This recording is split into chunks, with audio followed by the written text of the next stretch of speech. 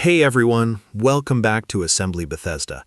I'm Hain Fogarty, and today we're diving into something that's been rattling around in my mind for a while, Gothic romance, and how it mirrors this deep divine longing we all carry. You know those stories, right?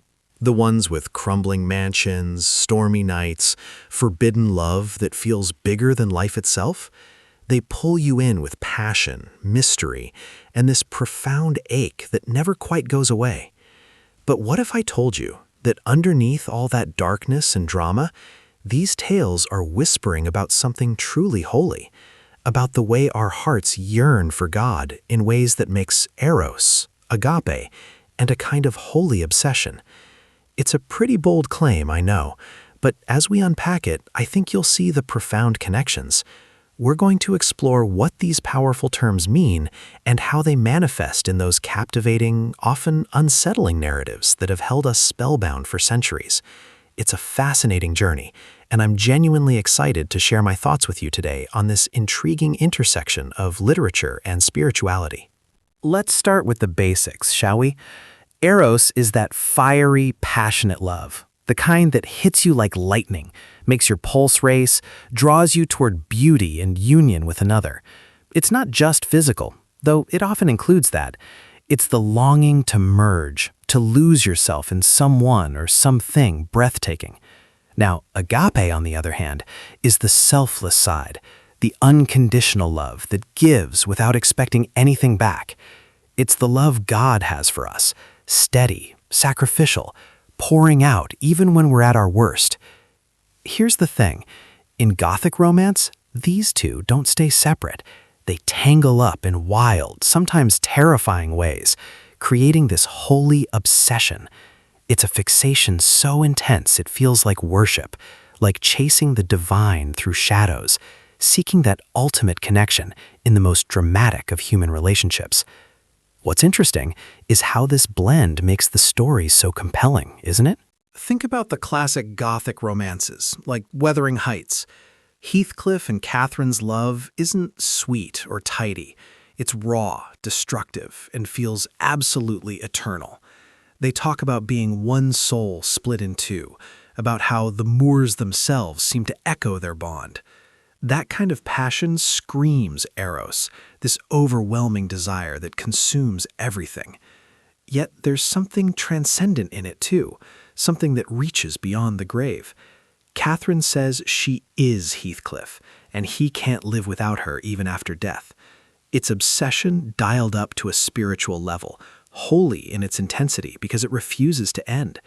It mirrors how our souls are made to long for something infinite, doesn't it? That longing doesn't just stop at human love. It points upward to a divine love that simply won't let go, even in the face of death and despair. It's a powerful reflection of our deepest spiritual needs, cloaked in human drama. Then there's Jane Eyre. Jane's story is quieter on the surface, but the pull is just as strong. Rochester is flawed, secretive, even dangerous with his hidden past. Yet Jane feels this deep draw to him, a connection that shakes her to her core. It's eros in the way it stirs her emotions, makes her question everything. But here's the crucial part. Jane won't settle for anything less than what's right. She leaves when things cross lines, choosing integrity over passion alone. That, my friends, is agape breaking through. The selfless love that seeks the good of the other, even when it hurts her deeply. Their reunion at the end feels earned because it's not just romantic fulfillment.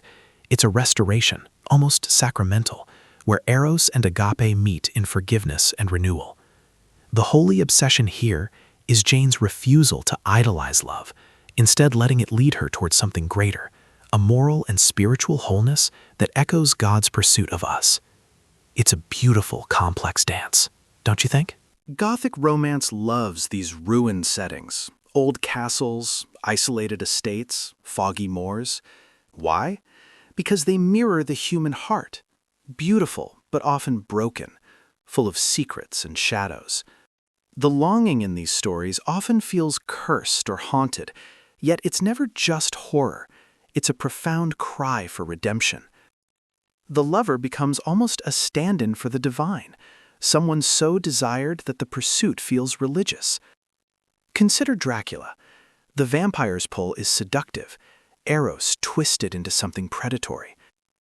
Yet the fight against him relies on holy symbols, crucifixes, wafers, prayers. Agape wins out through sacrifice, Van Helsing's crew giving everything to protect the innocent. The obsession with defeating evil becomes holy because it's rooted in love for the vulnerable, mirroring Christ's victory over darkness. Even in modern takes on Gothic romance, this pattern holds, where obsession often shifts from destructive possession to selfless devotion. It's a fascinating evolution, isn't it? Now, let's consider how mysticism fits into all this. Mystics talk about divine longing as a bridegroom pursuing the soul, intense, ecstatic, sometimes painful. Gothic romance echoes that bridal imagery. The beloved is mysterious, overwhelming, sometimes terrifying. The soul, like the Gothic heroine, wanders dark corridors seeking light. Think of the anchoress or saint who locks themselves away in devotion, obsessed with God in a way that might look mad to the world. That's holy obsession. Eros directed heavenward, burning for union with the divine, sustained by agape's grace. In these stories, love often involves suffering. Characters endure storms, betrayals, loss, yet the longing persists. That suffering purifies. It strips away illusions, forces a choice between selfish desire and true love. Eros might start as attraction, but agape transforms it into something enduring. The holy obsession isn't blind. It's seeing the beloved clearly, flaws and all, and choosing them anyway, just as God chooses us, even in our brokenness. Gothic romance also skillfully plays with the supernatural. Ghosts, vampires, curses, they represent the eternal bleeding into the temporal. The dead often return because love, true love, fundamentally refuses to acknowledge death as an end. That, my friends, is divine longing leaking through, reminding us that our souls are inherently made for forever. So stories where passion defiantly defies the grave feel profoundly true to our deepest inclinations. They remind us that real love, the kind God offers, ultimately conquers even death itself. Eros pulls us toward the beautiful, agape gives us the strength to endure, and holy obsession keeps us seeking until we find ultimate rest in the ultimate beloved. This is what makes these tales so gripping. They capture the tension we all feel. We want passion that sets us on fire, yet we fear it consuming us. We crave unconditional love, but wonder if we're truly worthy of it. Gothic romance doesn't shy away from the messiness of these human desires. Instead, it leans into the darkness to ultimately highlight the light. When Eros and agape collide in these stories, something sacred emerges, a profound glimpse of holy obsession that truly mirrors our search for God. So next time you pick up one of these books, I encourage you to pay attention to that deep, persistent longing. It's not just romance, you see. It's a rich, complex map of the soul's journey, with Eros drawing us out, agape holding us steady, and holy obsession driving us home. These stories, with all their drama and mystery, remind us that love, at its deepest and most profound, is inherently divine, always pulling us toward the one who loved us first. Thank you for joining me today. As always, it is a pleasure to spend this time with you. God bless, and until next time, courage. Remember to head over to assemblybethesda.com for more insights and